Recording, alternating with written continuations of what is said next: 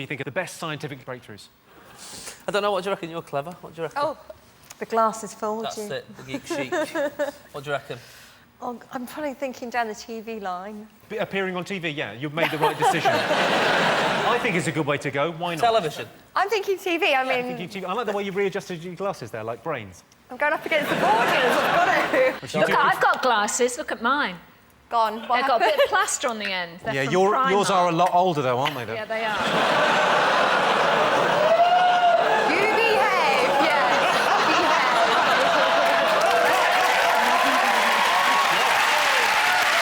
Do you think the TV's an amazing technological breakthrough? Television is unquestionably amazing. Like, everything I know I learnt from television. Do you know, for example, that during the Second World War, despite there having been a television service, there was no television service that was shut down during the Second World War? That's an interesting fact. True. I learnt that from television. Do you know it's a shame, though. Do you know? Because they would have made some great programmes, I think, during the Second World War. Would have. Like EastEnders would definitely have been more interesting. Earrings everywhere. EastEnders, the Blitz years. How clean is your bunker? My wife does this thing where when she tidies up, she'll put the place where the remotes go is near the telly. That's what she does. She does. My girlfriend puts the remote on top of the telly because she's an idiot. Yes. Doesn't go there. That's the last place it needs to be. I don't mind that. I have mine on a bit of elastic. What? Attached to the television, so I take it, Yeah. and I've changed the programme over, and I let go and go, thing, smack, back on the telly. Doesn't it break the screen? Yeah. I don't really think stuff through, Carol. Let's have a look and see if TV is one of the greatest scientific breakthroughs. Did you try it?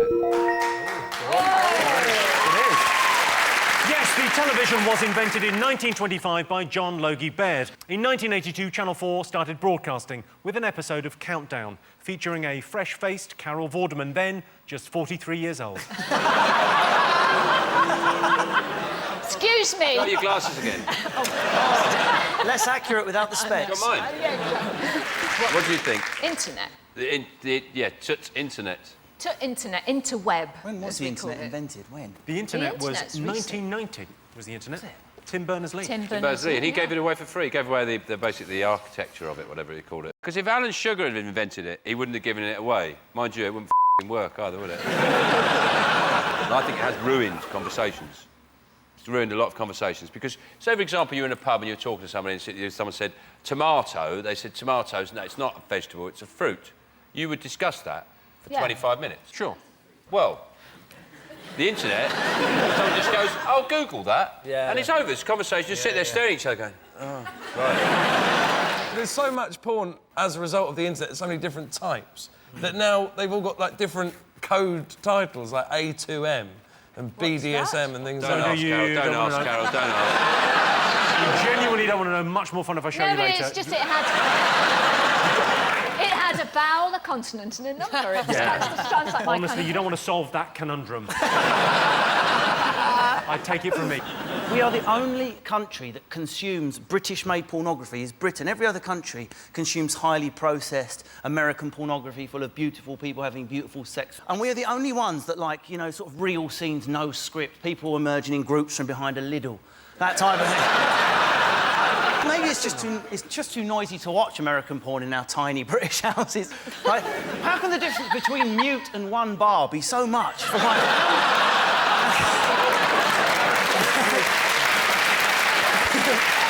I don't listen to it.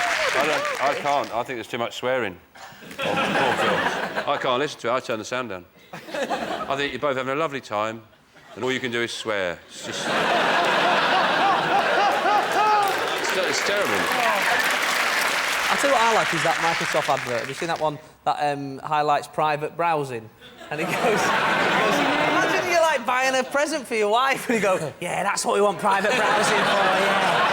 Yeah, so we don't spoil the surprise, yeah. What a load of shit.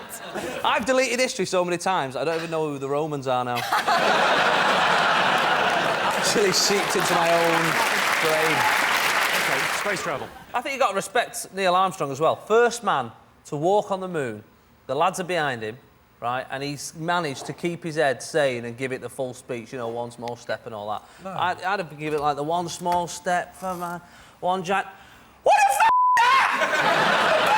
Buzz! Save yourself, go for the head! Nah, I'm only joking, just fucking about. Just fucking about.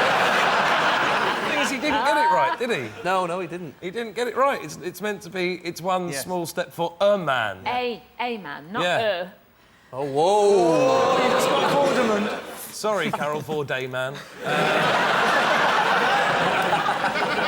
You know what I think? They missed a real opportunity with that dog, Laika, his first dog in space. Surely, if any dog deserves the name Rover, it's that one. I thought it was cruel on dogs because you send them out there, and even when you looked at the footage of that dog going into space, you could tell he wanted to stick his head out the window. You could just tell. They didn't build the rockets, though. A lot of people think that dogs got there first, like they beat us in the space race. We put a dog in a rocket. They didn't. The dogs didn't get together and go moving, like doing screwing things in with their paws like that, and zzz, like that, welding. Zzz. It would. I do love the idea of aliens discovering a dog and going, "How did you do this?" Really? Because you just seem to be everywhere. This is amazing. Everyone talks about it's an amazing thing, but actually the only thing they got out of the trip to the moon was Velcro. They got Velcro, because it grows on the moon. They've nearly run out, actually, they're going to go back. That's why they walk. They're not weightless. That's actually how hard it is to walk on the moon. It's like this, it's